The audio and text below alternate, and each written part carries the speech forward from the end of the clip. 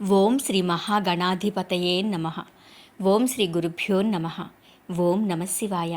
మార్కండేయ పురాణంలో ఈరోజు ఇంద్ర యమధర్మరాజులు రాజు వద్దకి వచ్చుట గురించి తెలుసుకుందాం.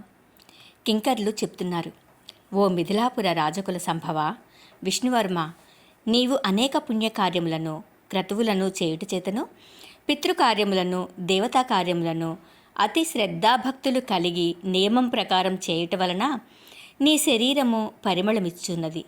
ఇక ఇచ్చట ఉండరాదు అని చెబుతూ ఉండగా ఇంద్ర యమధర్మరాజులు రాజు వద్దకు వచ్చి, రాజశేఖర, నీవు పుణ్యాత్ముడువు కావున సుఖములు అనుభవించుటకు స్వర్గమునకు రావలసినదని చెప్పారు.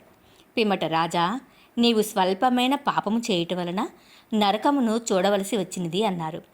ఆ మాటలకు రాజు, దేవేంద్ర యమధర్మరాజ శ్రేష్ఠులారా, వీరు అందరూ నరకము అనుభవించుచుండగా నేను స్వర్గసుఖము అనుభవించుట రాజధర్మం కాదు, శరణు అని కోరినప్పుడు రక్షించువాడు రాజు కానీ వేరు కాదు, కనుక వీరిని కూడా వదిలిపించుడు, లేని ఎడల వీరితో పాటు నేను ఇచ్చటనే ఉంటాను అని చెప్పాడు. ఆ మాటలకు యమధర్మరాజు ఇలా చెబుతున్నాడు, రాజా, నీవు చెప్పిన వాక్యములు యథార్థములే, కానీ పాపకార్యములు చేసిన వారు పాపఫలమును, పుణ్యకార్యములను చేయువారు స్వర్గసుఖమును అనుభవించక తప్పదు. బ్రహ్మచే నియమింపబడిన ధర్మమును ఎవరు తప్పించగలరు? నీవు చెప్పిన వచనములు మాకు యుక్తముగా తోచుటలేదు అని చెప్పాడు. ఆ మాటలకు రాజు ఇట్లా చెబుతున్నాడు, ధర్మరాజా, నీవు చెప్పిన వాక్యములు నాకు హితవుగా లేవు.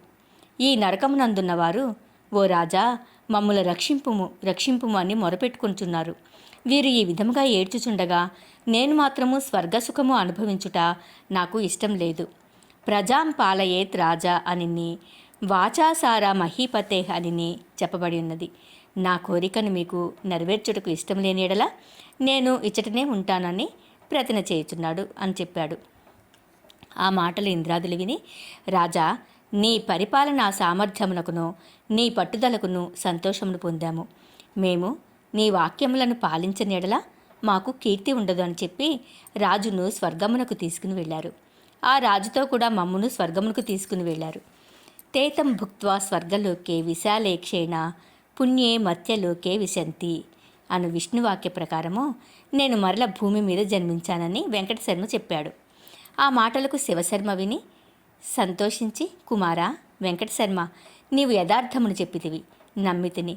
నీ వంటి బుద్ధిమంతులు ఎన్నడూనూ అసత్యమును పలుకరు. సజ్జనుడు వేదమును చదివినవాడు నానృతం నరేత్ అని వేదములే చెబుతున్నాయి. నీవు చెప్పిన వాక్యముల వలన సంసారము అను సముద్రమును దాటితిని. పుత్రాన్ముక్తి మవాప్నుయాత్ అని చెప్పియున్నది. నేను నీ వలన ముక్తి పొందవలసి ఉన్నది కనుక నాకు ముక్తి మార్గమును చెప్పుమని కోరాడు. ఆ మాటలకు కుమారుడు ఇలా చెబుతున్నాడు, ఓ తండ్రి, నీవు నేను చెప్పిన ప్రకారం నడుచుకున్నా నీకు ముక్తి కలుగుటకు సందేహం లేదు. నీవు గృహస్థాశ్రమమును విడిచి వానప్రస్థాశ్రమమును పొంది అగ్ని పరిసమాప్తిని చేసి పరమాత్మను జీవాత్మల యందు లయము చేసి సుఖ దుఃఖాదులను వదిలి జితేంద్రియుడవై యోగ మార్గమును అవలంబించి ముక్తిని పొందుము అని చెప్పాడు. పుత్రరత్నమా, యోగ మార్గమును ముక్తి మార్గమును చెప్పుము అని అడిగాడు తండ్రి. ఆ మాటలు కుమారుడు విని, తండ్రి, మీరు అడిగిన ప్రశ్నమును దత్తాత్రేయుని అడిగి అలర్కుడు తెలుసుకొనెను, దానిని చెబుతున్నాను వినుము అంటూ చెప్పటం ప్రారంభించాడు. ఏం చెప్పాడో రేపటి రోజున విందాము. ఓం నమః శివాయ.